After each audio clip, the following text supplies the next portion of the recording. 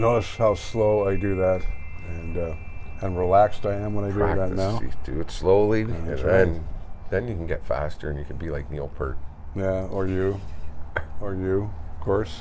Got a drummer over here, folks, and he's the guy that introduces the show. So welcome everybody to our Loosey Goosey Air Radio News Show.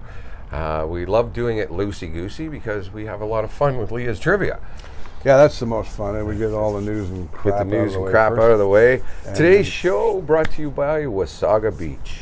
Is home to the world's longest freshwater beach and one of Ontario's most unique coastal dune ecosystems. More than 14 kilometers of white sandy coastline welcomes millions of visitors from around the world every year. Visitors can expect to enjoy the pristine natural landscape, panoramic views of the South Georgian Bay, and it is gorgeous. It's beautiful up there. Been going there for years. We loved going up there as a family, and even the one year my dog Sadie, who just passed this week, she is literally sprayed by a skunk that far away. And oh, what a bad night that was for Lee. I kind of grew up at Jellystone Park when I was a kid, and you know where Jellystone Park is. I have wonderful memories of when I was 7, 8 years old of swimming in Wasaga. And if you want to find out more information about Wasaga Beach, it's wasagabeachtourism.com. And for those of you around the world who want to check out a beautiful beach in Canada, that's one of the top ones to go. And fresh water. Yeah. It's not salt water, it's fresh water. And they're right, the beaches are very sandy. And hello to Joe Bickerstaff. The whole gang up in Wasaga Beach, of course. Yeah. Let's have a look at the headlines quickly. The U.S. will never recognize Russia's attempt to annex the territory in the Ukraine. That's according to President Joe Biden, of course. And Canada will not ever recognize the sham referendums. Trudeau reaffirms to Zelensky as well. So all these elections are not doing a damn bit of... They're not doing anything, basically. Ukraine, Zelensky says he won't talk with Russia's Putin if the land is annexed, and of course he's done it already. So things go for, and then finally the protests in Dagestan. All the kids, all the young men are getting the hell out of Russia because they don't want to. They don't want to go to war. Fight, and and then we've got, of course, the weather, right? Yeah, the storms out in Nova Scotia. We were off air talking about Ian and bad storm itself, but here in Canada, we've been seeing Nova Scotia Premier asks Ottawa for more military support after Fiona. The cleanup there is just an absolute mess. And the scary part here is the body of a missing woman apparently swept out to sea in Newfoundland. Yeah. She has been found as the recovery starts to clean up, and there was another older gentleman also swept out. We still haven't heard any word on him yet. Hurricane Ian there, we were talking more about it. Cuba suffers a complete blackout after the storm. Just absolutely a nightmare down there for them. And Joe Biden, U.S. President, says Hurricane Ian could be the deadliest hurricane in Florida's history. Well, they're getting really hammered. And, they're just absolutely feel for everybody, man. I feel for our Canadian people on the Maritimes, and not just the Maritimes, but the eastern seaboard of the United States got some nasty weather too. Massachusetts, New York, little areas there. The weather was bad as well. But of course, the big damage was in Canada. And it was Nova Scotia. James Rogers, who does our 7 to midnight show on Radio GTA, he was down for a few days with no power, and him and Sam, the dog, they were hankered down. Mm-hmm. We were concerned about him, but he's back, and he's back on the air again. But you got to remember, we're Canadian radio. We have announcers and people that work for us from Atlantic Canada and around the world, around the world, as a matter of fact. So we're very happy that he's okay. But my God, Charlottetown got it bad too. Yeah, Charlottetown got it really bad. Everything Canada wide on the East Coast, just north of Maine. The whole area just seemed to roll and take a left-hand turn there really hard. And Justin Trudeau's pledged that he's going to find ways to build more resilient infrastructure. After inspecting the extensive damage caused by the the storm, and it was a bad one. I mean, we got nailed, man. Hydro lines under the ground. Don't have them in the air on a pole. It makes no sense when you're in an area like that. I have a hard time when I see young kids and the elderly being brought in boats and dogs just covered in dirt, and it's a horrible thing. I mean, it must be. I've never gone through it. I've been through a few in the U.S. A couple tornadoes, a couple hurricanes. Well, I had a couple tornadoes following me up the Gardner Expressway one day. I've been in 2 tornadoes, and one was here in Georgetown, 1976. Yeah, it flipped the car. I'm talking to tornadoes that would devastate a whole city and town, and it was like my van was destroyed, completely destroyed. I had a brand new Pontiac, Montana. Had about 9,000 kilometers on it. When I came out of the hotel, because we ended up spending the night down in the basement of the hotel, which was the kitchen, and I came out the next morning and my van was completely destroyed. There was no windows left in it. It was just insane. And a man-made lake that was across the road from the hotel, which would be about the size of Fairy Lake, was empty. Yeah. Was empty. Amazing. I mean, it literally came within 30 feet of the hotel. When Mother Nature farts, we should listen. Yeah, it's nasty stuff. And I was in Katrina 3 days after Katrina hit. Yeah, you were telling me that. Yeah. We were down there, a medical company I worked for. We were supplying equipment, and we had 15 trucks coming down to unload equipment. And so I was there for 5 days, and that was the worst thing I've ever seen. So to Pat Gwynn, who also works with us, who is in Myrtle Beach, my friend, we love you, and you protect your family and you get into shelter. And I don't think Myrtle is getting a direct hit, but it's going to get a hit. This is a big storm. Yeah. And when it veered off, it came back out of the Atlantic again. It's built up a new one. So it punched into Florida. Now it's going to punch with the same impact, if not more, in the Carolinas. So we just got to get that thing over land, and then as it pushes us north, Leah was telling me it's going to affect weather in the Great Lakes area as well. So we're going to have all that. We could see some effects from it. That's Ian. Coolio died. I know, 59. Yep. Gangster's Paradise. Yeah. I remember that song. That was one of the first rap songs that I really listened to. Really paid attention to, Me yeah. too. Yeah, I would say that. It was a good song. I like that. Oh, yeah. Yeah, but it doesn't say how he died. No, there's still a lot of speculation on what's going on there. He was only 59. 59 years old, so he's our age.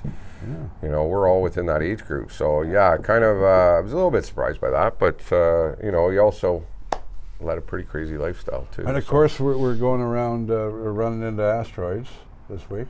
Yeah, what happened with that? Well, NASA.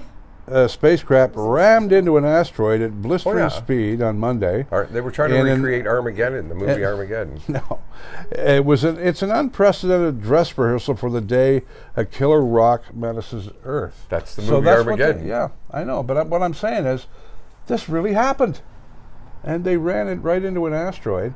Now, has it changed where the asteroid? That's what I haven't heard. I hope it doesn't point towards us now. Well, yeah, you hit it the wrong way, and it's like hitting the fucking pool ball the wrong side. But not to mention out in the universe, are they coming after us now? I don't know, man. But anyway, but to me, it's the movie Armageddon that came out 30 years ago. I'm usually right on top of the news, but that slipped right by me until the news came out that it ran in. I didn't even know they sent something up there. I like how you worded this. The killer rock menaces I'm Mr. Earth. News. I'm Mr. Media Man. I know everything. Menaces Earth. I can even. And we've been hit by asteroids. We've had asteroids land here before. We've, by the time they get through our atmosphere, they end up breaking up quite a bit. But there are places. I saw on Amazing Acts of Science. A woman in Russia, they found one right on her farm. And as your national weather person on the Air Radio Network, I can tell you for the first time I said flurries in the forecast. Yeah. But it wasn't for here. Don't worry, it wasn't for. It's coming. Unless you're watching in Nunavut, which is where they're we're about -3. We're about 40 miles north of Toronto in Canada, and we don't live in igloos. No, we don't. Everyone thinks that we live in igloos in Canada. Well, later I got a story for you for that one. Yeah, we have huge cities here, and but we are a very rustic area. When you get outside of the cities, Canada's so big, we're a very rustic country. So people think, but our big cities are big. You know, And you've we're got not GTA. yeah, well, no, we're not GTA. The radio station. No, but is. everybody calls us GTA. No, but we're not. No, we're As not. far as just Halton We're in Hills. Georgetown, Ontario, if you're wondering, and Lee's Garage, of course. Yes. And let's now in sports. The big thing is the wild cards right now with the Jays. Jays And are the Jays in. are in, and they backed into the playoffs because Baltimore lost to Boston, and with the the magic number stuff. Yeah. But I would say that safely, I would say that the wild card teams are going to be Tampa Bay, Toronto, and Seattle in the American League, and it'll probably be the Mets or Atlanta, whoever wins that division, which is still going. And then we have who are the others in the National League now? I can't remember off the top of my head, but I think San Diego's in, and Milwaukee's trying to get in. The Phillies, that's right, the Phillies are hanging on to the last one, but Milwaukee's knocking on the door. So that's a bit of excitement, and that's what I like about the wild card is it brings excitement where there was none before. So many markets dropped off after the playoffs. So they got the playoff systems set up before it was bullshit. Yeah. I like this better with the it gives us a chance to win the World Series, even though we didn't finish first, right? And Aaron Judge hit his 61st. God bless him. I love that guy. He's such a nice guy. Have you ever seen him with kids? No. He's so good with kids. And this guy's 6'9". Yeah, he's a big boy. I have a picture on my Facebook, on my personal page I put up of him hugging his mom. Yeah, I saw that one. And he gave his mom the ball. You know what I mean? That's nice. That's what baseball's all about. Well, that's what sports should be all winning about, or losing. really. We're Jays fans. I don't usually cheer for the Yankees, but I want to see him do well because he's a good kid. I'd love him on the Blue Jays. Can you imagine that? Can you imagine that? Oh, never happen. Not with their roster the way it is now, especially. So yeah, so that's what's going on there. But to our friends also in radio that work with us at the Air Radio Network, the Phillies fans down at the we have an oldie show from Philadelphia. Yeah. At 6 o'clock it's called the 60s at 6. And it's from Philadelphia, and they're diehard Phillies fans. So you see how the Air Radio Network, we have to bend. Yeah, a little bit. A little bit here and there. All right, let's get on to some fun. Well, I'm going to let you read this one because I can't figure it out. And by the way, I don't let Lee read any of this stuff until I put it together. So he's as surprised as you are when he reads the story. What do you think about this? And read it. Go ahead. Planned concerts in Poland by Pink Floyd co-founder Roger Waters have been canceled amid outrage over the musician's stance on the Ukraine war. The concert promoter Live Nation Poland confirmed the cancellation but gave no reason for it. The controversy was triggered by an open letter Waters wrote to Ukraine's First Lady, Olena Zelensky. In it, he said extreme nationalists in Ukraine have set your country on the path to a disastrous war. He accused her husband, Ukraine President Vladimir Zelensky, of failing to fulfill his election campaign promises to bring peace to the Donbass region and made no mention of Russia's responsibility for the war. In response, Ms. Zelensky wrote on Twitter that Russia was invaded by Ukraine and was now destroying its cities and killing civilians. Roger Waters should ask for peace from the president of another country, she wrote. Mr. Waters opened a letter to Lukas One Touch, a Carlo city councilor, to urge people to boycott the concerts. To me, that just sounds very right-wing. What's going through Very his Roger mind? Waters. Very, but what's going through his mind? He's always been controversial, and so it doesn't really surprise me. But how can you ignore the Russians? Well, that's it. The facts are out there, and Putin's even made it the facts that are out there that he started this war. So where he's getting his information from, to me, is just mind-boggling. But you can't. It's something we have to mention. It's in the news. It's just crap, as far as I'm concerned. The whole war is crap. Yeah, the whole thing is crap. So yeah, just a whole right-wing look at it that everybody else just kind of goes, "What the hell are you thinking?" Let's get into Leah's trivia. A wee tidbit here. Freddie Mercury and Brian May from Queen grew up less than 100 yards from each other, but they never met until 1970. Isn't that remarkable? Yeah. And they were born in what, 50s? Yeah. Late 50s? How long did they know each other for? Here's an interesting story about Jerry Lee Lewis. Enjoying his own 41st birthday celebrations, Jerry Lee, playing with a loaded .357 Magnum in his bedroom, he was trying to shoot and hit Coke bottles. Okay. The bullet ricocheted and hit bassist Butch Owens in the chest. Owens made a full recovery, and but that's something that Jerry Lee would do. Just he's a wingnut. makes me He think hit him twice, makes not me- just once. makes me think of Yosemite Sam, in the Yeah. Bugs Bunny cartoon. Exactly. Or That- George Jones. Don't get him pissed off Yeah. because he'll shoot you. 1994, while on a motorcycle trip from Los Angeles to the Grand Canyon, Bruce Springsteen stopped in a small saloon, Matt's Saloon in Prescott, Arizona, and wound up jamming with the house band. I love this. The Boss and the Mile High Band burned through Don't Be Cruel, I'm on Fire, Route 66, and a couple other songs.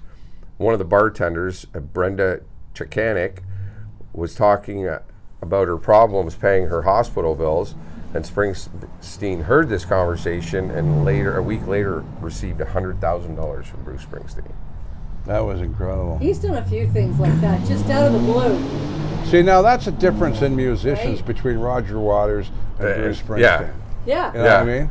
There you go. There's a good. There's a good. You know, there's a real One end human to the being. other. Well, from one end to the other. And I'm not saying Roger Waters wouldn't do something like that, but I'm saying Roger Waters wouldn't do something like that. And Bruce is such a nice guy. Oh God. I don't know if you got the other story, so I'm He not going looks to a say little like anything. Woody Allen in his old age, with his glasses on. I thought it was a Woody Allen picture on Facebook the other day, and it was Bruce Springsteen. sitting in the watching a ball game or something. But we're all getting old. Yeah. Hey, I old know. fella will tell you that. You know what I'm talking about. There's another story with Bruce, but I won't say it because you may have it. Here's another good one, and this is amazing. I don't know where you found this from. From 2012, the UK press reported that there was really a girl who works down at the chip shop and swears she's Elvis's daughter, after Lisa Marie Presley was spotted serving up deep-fried treats on a mobile motor called Mr. Chippy. Mr. Chippy. And the 44-year-old offspring of Elvis and actress Priscilla donned an apron and cooked battered cod for the locals. Kim Scales, who owns the business, said, "Lisa Marie likes to see how we live and experience British life. We were laughing because the customers didn't know who she was. She really enjoys it too," she says. The singer had moved to the quaint village of Rotherfield, East Sussex, 2 years ago from L.A., and so she moved Probably here a in nice, 2010. quieter, Can you imagine simpler that? life. Going to a chip shop in England and there's Elvis's daughter serving you fish and chips. That's a bizarre. But over there, story. she wouldn't have as much notoriety. Like people wouldn't be. You'd see her and kind of go, "Wow, she looks familiar" or something. But, I wouldn't know it what was- she looked like to walk by her. Well, though. Yeah. you wouldn't expect Now- her to be in a chippy. Yeah, well, that Yeah. too. That too So- on top of it, And a right? British chippy. I mean, would you expect to say, yeah, like Elvis is alive eating cheeseburgers in Michigan? We've all heard that one, Yeah. right? But to No, he's actually in have. England with her. That's right, Yeah, he's moved he's over probably eating their fish and chips. No, that's funny. 2015, Rolling Stones guitarist Keith Richards, the oldest man in the world, told the New York Daily News that rap music was for tone-deaf people. He went on to say, all they need is a drum beat and somebody yelling over it, and they're happy. There's an enormous market for people who can't tell one note from the other. He was Like, right, though. Yeah, I mean, Oh, he's a lot got of some, that he's got stuff. some truth to that one, but But he just. I'd ad-libbed that a little bit. But What I'd like to know is then when we're all dead, who's he going to hang around with? That's You know what right, I mean? like- I mean, how's he going to? Now, here's one from 1942. Glenn Miller makes his last radio broadcast on CBS Moonlight Serenade program before leaving to enlist in the Army, and they never hear from him again after that. And in 1957, the movie Mr. Rock and Roll, starring the famous disc jockey Alan Freed, debuts in America. In the film, Alan tells the story of rock and roll with performances by Little Richard, Chuck Berry, Frankie Lyman, and the Teenagers, Brooke Benton, and all those big names from black music back in the day. Yeah. And I would love to have been brought up in those days, man. Right? With the old rhythm and blues, and you got the Hound Dog at WKBW in Buffalo playing the old R&B, and John R. down at WLAC. Listen to those black music late at night. I mean, that's where a lot of rock and roll. musicians got their roots from. You talk to anybody from the Rolling Stones, the Who, Queen, any of those bands. It was all that '60s R&B and that influenced them. It's just incredible the strength that music had. And one guy that doesn't really get a lot of recognition in early rock and roll, he was a white guy named Bill Haley.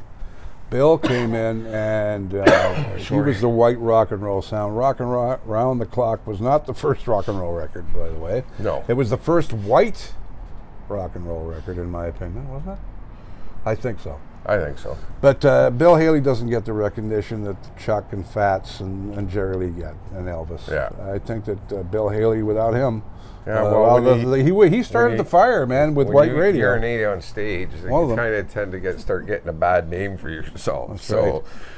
Now, you've seen the new Elvis trivia. movie, and I've watched it halfway through. I can't really get into it that much, but a lot of people are raving about it. Now, this story here that you're going to tell will tell the story of Colonel Parker and what was really going on, right? Pretty much. 1962, Elvis received an invitation to appear at the Royal Variety Performance in the UK, which is attended by members of the Royal British family.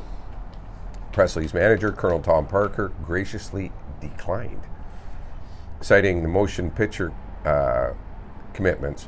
The real reason was that Parker was an illegal Dutch immigrant living in the U.S.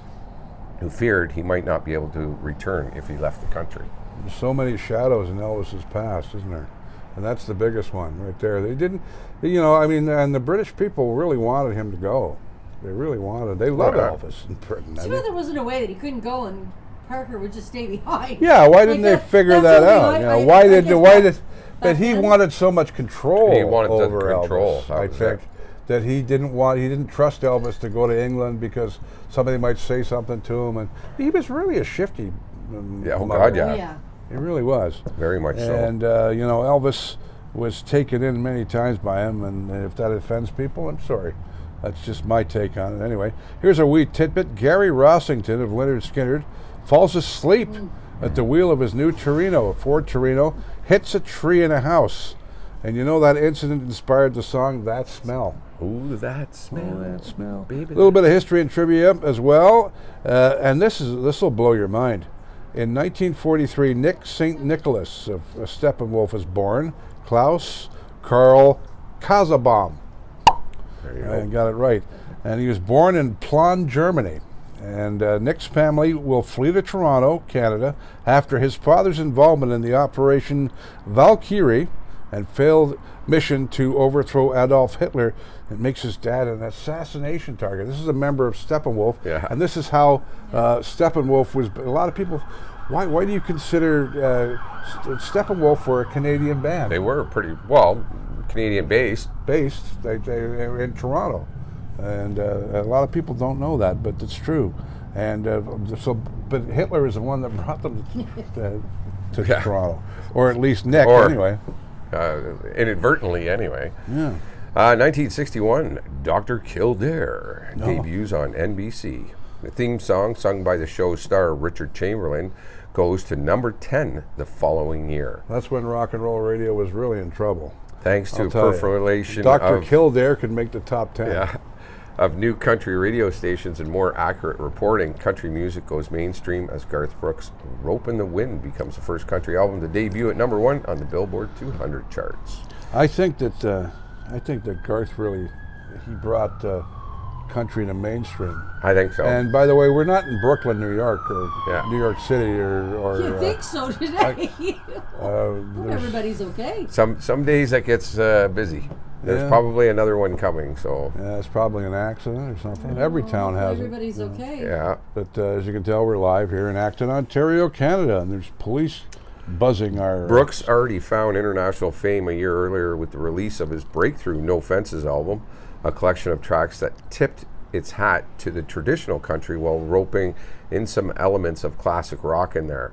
His next offering, Rope in the Wind, channels James Taylor with a sensitive country pop ballads like The River and What's She Doing Now, and blasts through a cut of Billy Joel's power ballad, Shameless. Yeah, I love that song. In concert, Brooks is more 70s arena rocker than 90s country star, tearing across the stage, smashing guitars, and later flying over the crowd via a modified trapeze. So, yeah, he puts on a hell of a show. He's probably the greatest modern country star of all time. He's the one that brought country music. All the country stars today, you can thank Garth Brooks for the crossover. Yeah, because, pretty much. He was the one that did it in the 90s. You know, people like Kenny Rogers did it in the 70s, but... he was on the, he was kind of the start to that in a sense. Well, pop radio was playing. Yeah, but the music wasn't quite there. I think when Garth came out, it was just really good timing. I think it was more defined as well in terms of what genre. And not only that, I love Garth Brooks anyway. Bob Dylan plays Knocking on Heaven's Door, and A Hard Rain's Gonna Fall for Pope John Paul II. Audience of 300,000 at the World Eucharist Congress in Bologna, Italy. For the 77-year-old Pope, it's a chance to connect with young people. And the Pontiff does so by invoking Bob's song Blowin' in the Wind during his sermon. Dylan's invite is not without controversy, as the future Pope Benedict fears the rock prophet and his music are at odds with the Roman Catholic faith. Some deep stuff there, I guess. But, of course, I heard that Bob Dylan sold his soul to the devil, didn't he? That's what I heard. It's one of many. He actually admitted to it. Yeah. That he did sell. I think he's since terminated his contract or something. Let's hope so. That's strange. You know, that's one thing about Dylan. I love his music, but I always hear that and I go, "What the hell is that all about?" You know, is there? You know, but let's not get into conspiracy theories. We don't need that. 1989, Ozzy Osbourne is charged with threatening to kill his wife. He was released on condition that he immediately went into detox, and the case was later dropped when the couple decided to reconcile. You know, Ozzy hasn't... Sharon! Ozzy doesn't have a... See, there's another one. There we go. There. Told you. Yeah, okay. Wow. It's like being on a Mannix show from the 60s, you know what I mean? We're just where's the music that follows us around? Remember that, Mannix? Why did that pop into my head? Oh my God. For God's sakes, I'm showing my age. Who? Never mind. Doesn't matter. 67. 67. Working on new songs, the Beatles recorded various parts of the new John Lennon song "I Am the Walrus" and the new Paul McCartney song "Fool on the Hill." Now, John received a letter from a pupil at Quarry Bank High School that mentioned an English teacher was making his class analyze Beatle lyrics. And of course, you know what John's like. Lennon, amused that a teacher was putting so much effort into understanding the Beatles' lyrics, decided to write in his next song the most confusing lyrics that he could. So that's where some of those bizarre lyrics came from. Cuckoo, cuckoo. Cuckoo, cuckoo. And just some of the lyrics in Beatles songs were absolutely strange. So John, even Lucy in the Sky with Diamonds is one of them. Well, that one... Yeah, but that was written because it was a friend of his son's in school. No, I'm talking about the lyrics from that song. Some of the lyrics in that song are Lucy bent in the Sky, and twisted, and you know, and that's I didn't know that about that. I didn't know that happened. Yeah. So that's what's amazing about what Leah does is that she digs up all this wonderful stuff. What's going on in '73? The syndicated music show Don Kirshner's Rock Concert debuts with a performance by the Rolling Stones, making it their first appearance on a U.S. television in 6 years. Fittingly, they play It's Only Rock and Roll, but I like it. I used to love that show, Don Kirshner's Rock. It's funny when I saw the name, because I haven't read these yet, right? Like you said I earlier. I don't want you to. And when you watch the 70s show, They talk about Don Kirshner's rock concert on TV, right? A couple episodes. Well, nowadays kids can, I remember in the 70s I used to love Grand Funk Railroad, and I loved Grand Funk. I mean, they were my band for about a week and a half, I think. Yeah. But if we wanted to watch, and I remember how excited I got that they were going to appear on the midnight special that Saturday night at 1 in the morning. And I stayed up till 1 in the morning to watch my band. And that's what I remember about those shows. They were powerful shows. God, yeah. Wolfman Jack had the midnight special on, and Don Kirshner was another one. But they don't have shows like that anymore, sadly. No, it's called music videos.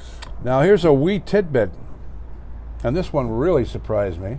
The musicians who played with Otis Redding claimed that he whistled at the end of Sitting at the Dock of the Bay. You know that iconic whistle at the end? Which makes the whole song, in my opinion. He'd forgotten the words to the fade on the record. He'd actually forgotten it. And he never had the chance to finish the song as he died in a plane crash 3 days later. But he was going to go back in the studio and put the end. So that immortal whistle.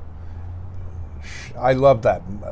You have to keep that in there. And every time I hear Dock of the Bay now, I will hear the whistle and go, You'll hear. No words, you just forgot your words. But isn't that great trivia? I love this stuff. What else is going on? 1956, Elvis Presley returns to his hometown of Tupelo, Mississippi, to play the Mississippi-Alabama Fair and Dairy Show. One of the many smitten teenage girls in the audience is Winnette Pugh, would you say? Yeah. Yeah? Mm-hmm. Yeah. Who goes on to stardom as Tammy Wynette. Security issues soon make the small-time appearances like this impossible for Elvis, though. Yeah, Elvis did the small shows, but you gotta isn't start it somewhere. ironic that he would run into Tammy Wynette. Wynette? And of course, she was a big probably star. pretty hot back then too. Yeah, great star too. In 2003, a report published on request by artists to venues of their backstage requirements revealed. Listen to this. Great.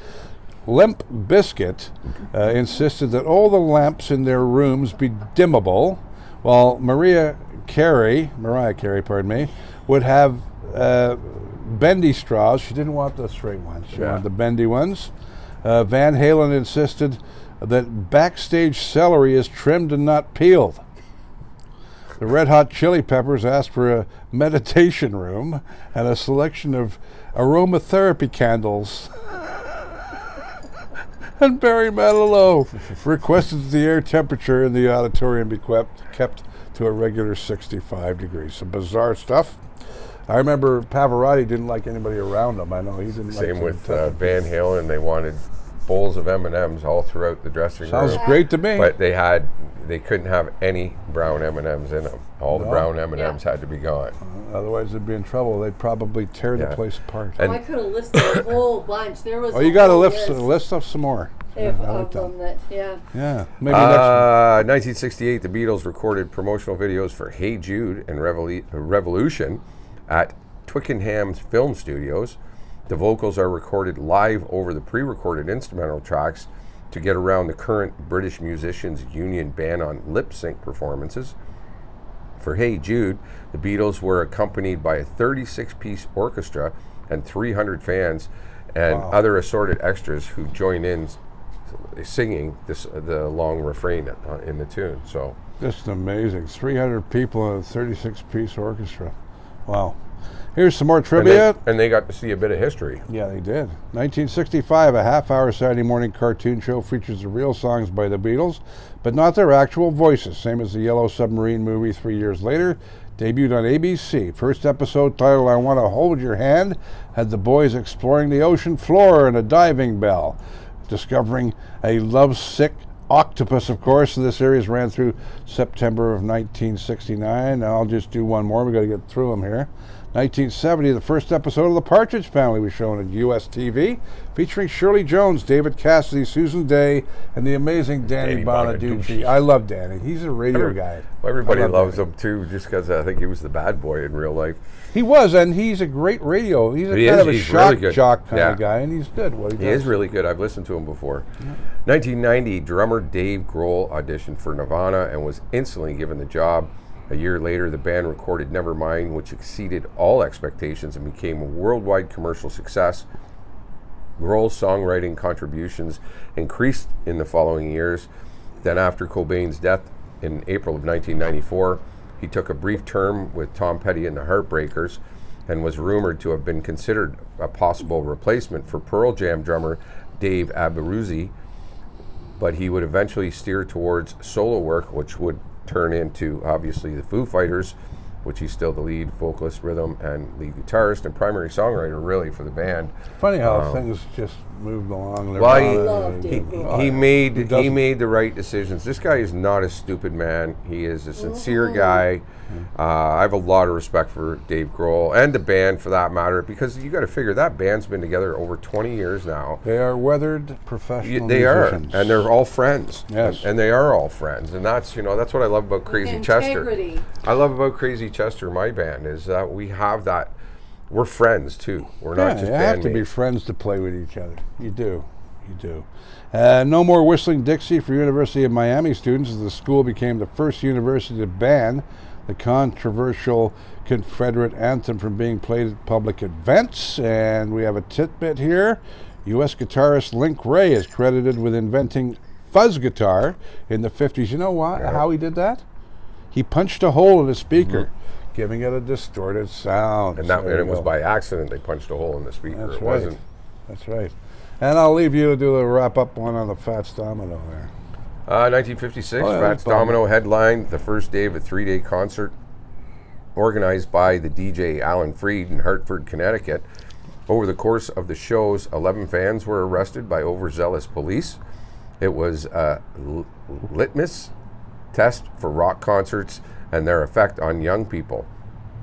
As psychiatrist Francis Braceland, that's my middle name, you think I'd get that right, testified afterwards that rock music is a communicable disease, with music appealing to the adolescent insecurity and driving teenagers to do outlandish things, and it's cannibalistic and tribalistic. Jesus Christ. Can Holy you imagine? God. Now you're talking about the 50s and the different way they used to think very about different things. I'm going to wrap it with one of my main, Bob Marley. Played his final concert, 20-song set, at the Stanley Theater in Pittsburgh, Pennsylvania, with his group, the Wailers. Marley had collapsed in New York Central Park while jogging 2 days before and was told to immediately cancel the U.S. leg, but flew to Pittsburgh to perform one final time. Just after the performance, Bob, who was suffering from cancer that has spread to his brain, collapses and taken to hospital for treatment. The rest of the tour was canceled, and of course, Bob died May 11th, 1981, but the last concert, and just a special guy. Oh God, Marley. Put that culture on the map, that music culture on the map in North America and worldwide, really, for that matter. Because up until that point, it was very localized, that music. It wasn't across the world. Bob put it out there, and it appealed to so many people. He wrote so many songs, and the thing about Marley is what we don't, with his death, what we didn't get from him. Yeah. You know? Oh yeah. The music that he would have created had he been alive, that we didn't get to enjoy. All right, he was just getting warmed up, wasn't he? We're gonna wrap this up. We're brought to you by Wasaga Beach, where it is home to the world's longest freshwater beach and one of Ontario's most unique coastal dune ecosystems. With more than 14 kilometers of white sandy coastline, welcome to millions of visitors every year from around the world. Visitors can expect to enjoy the pristine natural landscape, panoramic views of the South Georgian Bay, and you can check them out at wasagabeachtourism.com. And nice folks. It's a great website too, great people, and maybe next year, maybe we'll go do one of these up there. Wouldn't that be nice? Hey guys, we'll come up and see you. Yeah, we'll come up and see you up there in Wasaga Beach. So for Big Daddy Russ Horton, I'm Lee Lake and Leah Lyoid behind the camera. We want to say thanks to everybody for watching this week, and tune us in next week. And Halton Hills, Canada, of course, is home to. We're Canada's hometown. We're Canada's hometown. We're the home of the Air Radio Network. We have that distinction, actually. Don't forget our radio stations, FM108.ca, RadioGTA.ca. October the 9th, Sunday, is my birthday. It's John Lennon's birthday. So we're going to have an Every Little Thing-a-thon, which is the Ken Michaels Beatles show Right. for 24 hours on that Sunday to celebrate John's birthday and mine. And Sue Hansford's, by the way, I got to say that. Yeah. Happy birthday, Sue. All right, we're done. Thanks for joining us. Have yourselves a great week. And be safe out there. And we'll catch everybody on the B-side. Oh, now you see I messed it, didn't I? Look at Too that. stiff. I'm too You got to stiff. relax. Got to relax. I'm sorry, I'm so nervous. Have a great weekend, everybody. Can't you tell I'm nervous? John, what? What? I'm going to eat some of the, oh yeah, the gummies. I forgot about them. Joe's Tasty.